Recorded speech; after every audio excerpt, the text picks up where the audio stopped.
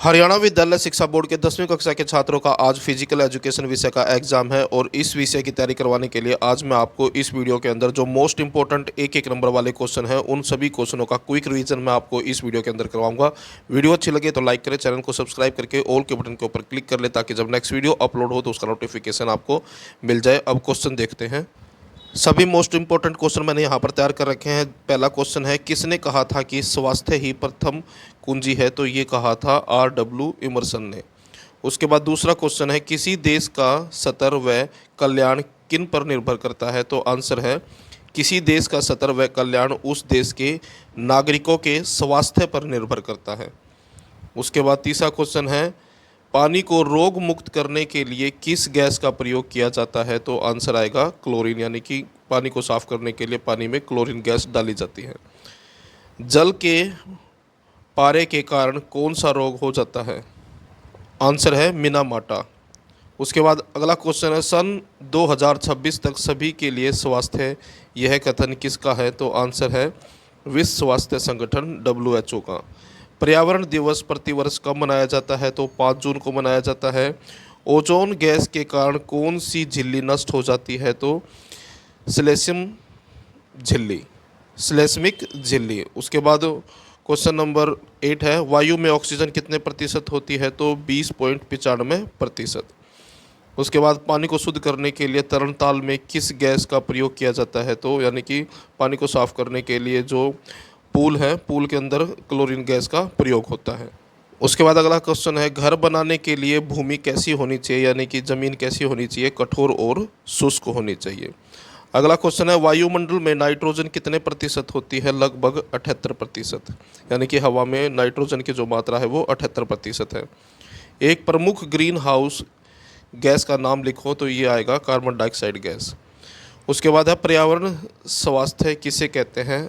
Answer देखें, ऐसा पर्यावरण जो मनुष्य के स्वास्थ्य के लिए उन्नत व सहायक हो उसे पर्यावरणीय स्वास्थ्य कहते हैं।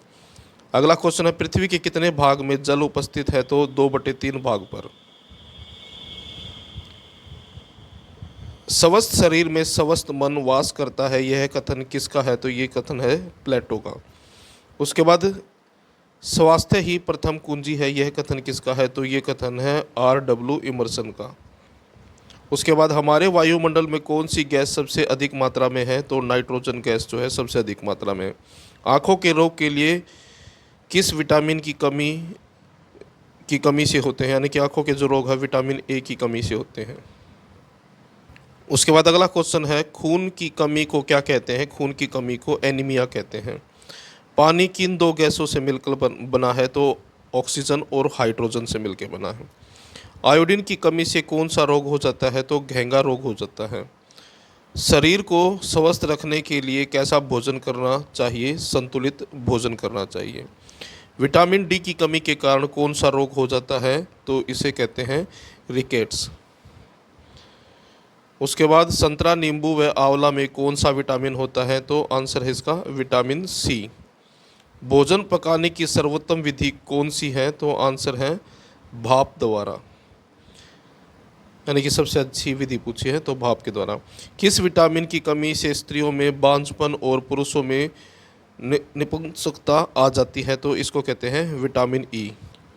उसके बाद रक्त को जमाने में कौन सा विटामिन सहायक होता है? तो विटामिन K। उसके बाद अगला क्वेश्चन है, किस विटामिन की कमी से सकरवी रोग होता है? तो विटामिन C की कमी से सकरवी रोग होता है। हमारे रक्त में कितने प्रतिशत जल होता है? यानी कि खून में पानी की मात्रा कितनी होती है? 90%। किस विटामिन की कमी से स्लेटी रंग के बाल होने लगते हैं? यानी कि कौन सी विटामिन की कमी से जो बाल हैं वो स्लेटी कलर के होने लगते हैं? तो विटामिन B3 की कमी से। उसके बाद है, एडिसन रोग किस खनिज लवण की कमी से हो जाता है? तो ये है पोटेशियम की कमी से।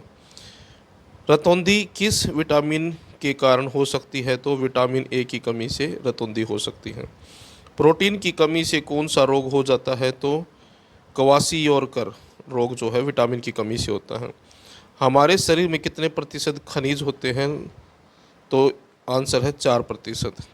वसा में घुलनशील विटामिन कौन से हैं? तो वसा के अंदर जो घुलनशील विटामिन है वो है A, D, E, व के। प्राचीन ओलंपिक खेल कब बंद किए गए थे? तो ये 394 ईस्वी में।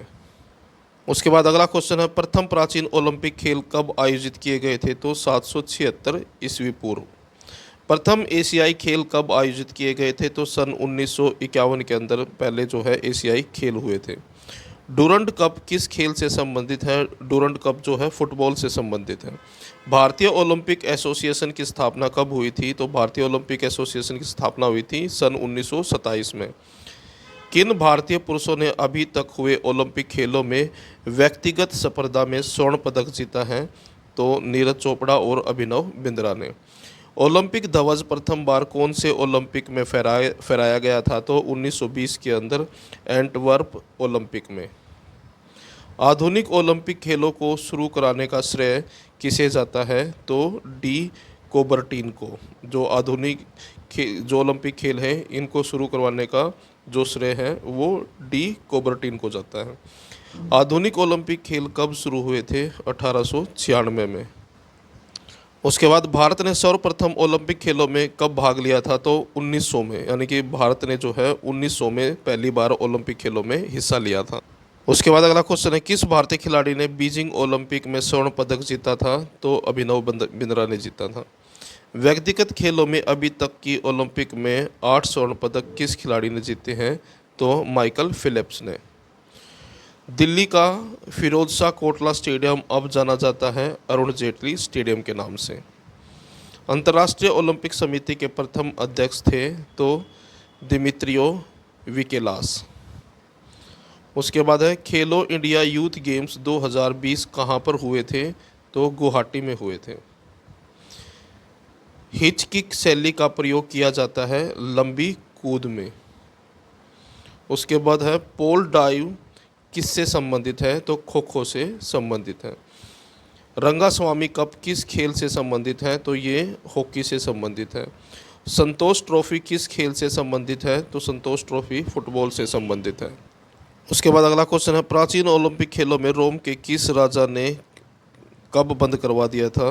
तो यहाँ पर ये पूछा गया कि प्राचीन ओलंपिक जो खेल थे रोम के किस राजा ने कब बंद करवा दिया था? तो थियोडोसिस नाम है इसका और 394 ईस्वी पूर्व इसको बंद करवा दिया था। उसके बाद है, सिटियस, एल्टियस, फोर्टियस व कम्युनिस का अर्थ क्या है? तो इसका है तेज, ऊंचा, शक्तिशाली व सात। उसके बाद ओलंपिक ध्वज में कितने छल्ले होते हैं? तो 5 छल्ले होते हैं ओलंपिक ध्वज में। सन 2024 में ओलंपिक खेल कहाँ आयोजित होंगे? तो ये पेरिस में। उसके बाद है, एशियाई खेलों की शुरुआत करने में किसका योगदान था? श्री जी.डी. सोंधी का योगदान था। अगला है, महिलाओं ने ओलंपिक्स में भाग लेना कब शुरू किया? तो सन 1900 में पेरिस ओलंपिक से। हॉकी का जादूगर किसे कहते हैं? मेजर ध्यानचंद को हॉकी का जादूगर कहते हैं। राष्ट्रीय सप्ताह कब मनाया जाता है? तो राष्ट्रीय सप्ताह मनाया जाता है 6 अप्रैल से 12 अप्रैल तक। हरियाणा में शहीद दिवस कब मनाया जाता है? 23 सितंबर को। उसके बाद अगला क्वेश्चन है, बाल दिवस कब मनाया जाता है? 14 नवंबर को। उसके बाद राष्ट्रीय झंडे की लंबाई व चौड़ाई का अनुपात क्या होता है? 3:2 होता है। राष्ट्रीय गान गाने में कितना समय लगता है? तो 48 से 52 सेकेंड। राष्ट्रीय गान पहली बार कब गाया गया था? तो 27 दिसंबर 1911 को। हमारे राष्ट्रीय ध्वज में शेरों के अतिरिक्त है तो शेर के अलावा जो है बैल भी है और घोड़ा भी है। वंदे मातरम गीत किस पुस्तक में छपा था? तो ये छपा था आनंद मठ में। NCERT का पूरा नाम क्या है? तो पूरा नाम है national council of education research and training. उसके बाद मानव शरीर में सबसे बड़ी ग्रंथि है तो पीयूष ग्रंथि है।